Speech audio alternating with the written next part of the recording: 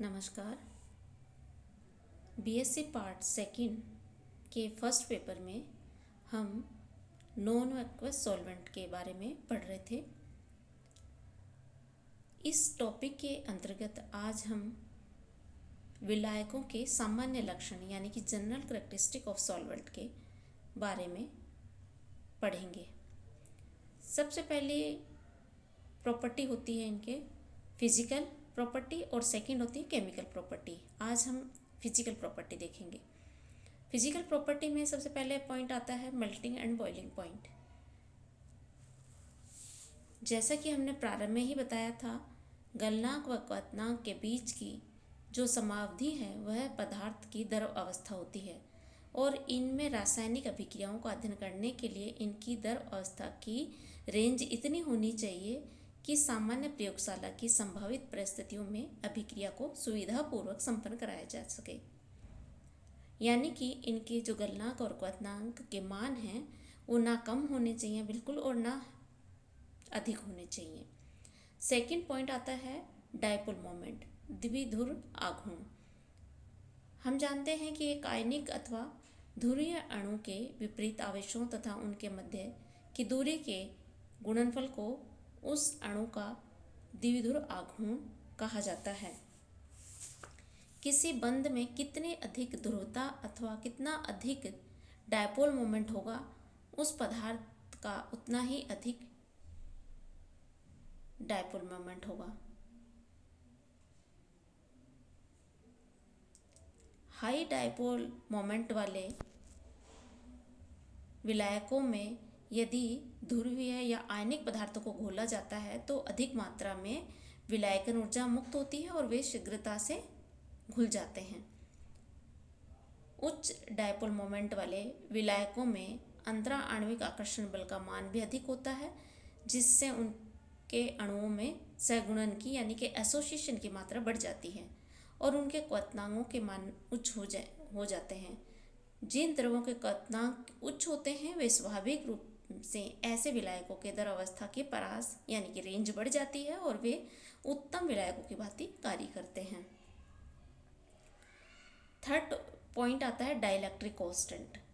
किसी विलायक द्वारा विलयशील पदार्थ के विद्युतीय आवेश को उदासीन कर सकने की क्षमता को उस विलायक का डाइलेक्ट्रिक कांस्टेंट कहा जाता है। इसे एप्सिलॉन द्वारा प्रदर्शित किया जाता है। किसी आयनिक क्रिस्टल में धनायन तथा ऋणायन के मध्य के कूलम्बिक आकर्षण बल को निम्न इक्वेशन के द्वारा दर्शाया जा सकता है। F बराबर Q plus Q minus upon epsilon R square, जहाँ Q प्लस तथा Q माइनस क्रमशः धनायन व ऋणायन के आवेश हैं, R उनके मध्य दूरी है। किसी आयनिक पदार्थ के समान Q प्लस Q माइनस व R के लिए F is directly proportional to 1 upon epsilon, inversely proportional to 1 upon epsilon। अर्थात एप्सिलॉन का मान जितना अधिक होगा F का मान उतना ही कम हो जाएगा। दूसरों शब्दों में कहा जा सकता है कि किसी विलायक के लिए एप्सिलॉन का मान जितना अधिक होगा उसमें विलयशील पदार्थों के आयनों के मध्य का आकर्षण बल उतना ही कम हो जाएगा। स्वाभाविक है कि ऐसी स्थिति में आयन क्रिस्टल में बंधे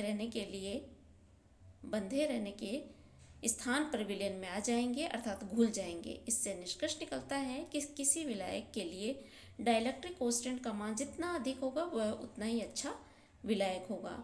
जल के लिए डाइलेक्ट्रिक कांस्टेंट की वैल्यू 80 होती है, जबकि द्रव अमोनिया के लिए 22 है। इसलिए जल को आयनिक यौगिकों के लिए सबसे उत्तम विलायक माना जाता है। इसके बाद में हमारा पॉइंट आता है नेक्स्ट विद्युत चालकता यानी इलेक्ट्रिक कंडक्टेंस। इन विलायकों में स्वतः आयनीकरण का गुण होता है, अतः ये विद्युत के चालक होते हैं। इनके विद्युत चालकता के मान 9 से इन विलायकों के स्वतः आयनन की मात्रा का ज्ञान होता है। किसी विलायक में जितना अधिक आयनन होगा उस विलायक में उतनी आसानी से अम्ल क्षार अभिक्रियाएं संपन्न हो सकती हैं। नेक्स्ट आती है विस्कोसिटी, श्यानता। किसी द्रव के विलायक के लिए श्यानता एक अत्यंत ही महत्वपूर्ण गुण है। जल, अल्कोहल द्रव, अमोनिया आदि ऐसे द्रव हैं जो फ्लूइड तो हैं, जबकि निर्जलीय H2SO4 उच्च क्वथनांक वाले अल्कोहल आदि विलायक काफ़ी गाढ़े होते हैं। गाढ़े विलायकों में आयनिक गतिशीलता कम होती है, जिससे रासायनिक अभिक्रिया सरलता से संपन्न नहीं हो पाती। रासायनिक अभिक्रियाओं को संपन्न कराने में कम श्यानता वाले दर अधिक सुविधाजनक होते हैं। अधिक श्यानता वाले दरों में अक्षेपण, क्रिस्टलीकरण, छानने आदि की प्रक्रियाएं काफ़ी कठिनाई से संपन्न होती हैं। प्रोटॉन एफिनिटी, प्रोटॉनिक विलायकों के लिए प्रोटॉन बंधुता का गुण भी काफ़ी महत्वपूर्ण है, क्योंकि इसमें विलेय पदार्थ का अम्लीय तथा क्षारीय व्यवहार होता है। जल की तुलना में अमोनिया के प्रोटॉन बंधुता का मान अधिक होता है, अतः एसिटेमाइड जल में एक दर दुर्बल क्षार की भांति व्यवहार करता है, जबकि दर अमोनिया में इसका व्यवहार अम्लीय होता है। एसिटेमाइड को अगर जल में घोला जाता है तो हम देख रहे हैं कि किस प्रकार से अभिक्रिया होगी। इसके बाद में आती है केमिकल प्रॉपर्टी, जो कि हम नेक्स्ट क्लास में लेंगे।